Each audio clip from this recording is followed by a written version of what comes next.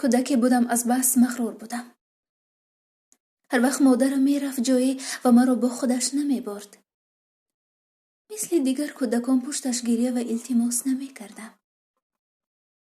ولی با محضی که می رفت می ترکیدم از گریه. بزرگتر که شدم رفتنهای زیادی را دیدم. چیزهای زیادی را از دست دادم.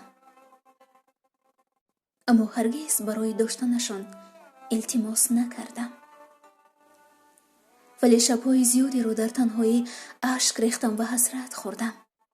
هنوز هم همانم.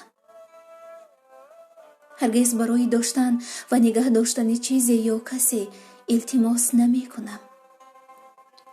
فقط به صدا می شکنم.